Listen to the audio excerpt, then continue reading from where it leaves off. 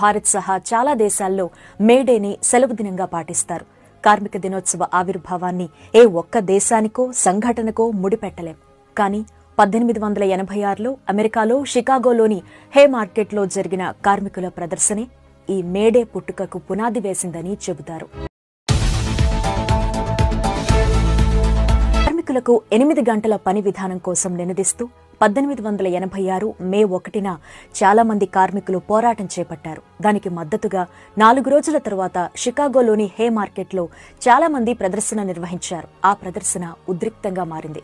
పోలీసులు జరిపిన కాల్పుల్లో కొందరు కార్మికులు చనిపోయారు. షికాగో ఘటన తరువాత 1889 నుంచి 1890 వరకు అనేక దేశాల్లో కార్మికుల ఉద్యమాలు, నిరసన ప్రదర్శనలు జరిగాయి.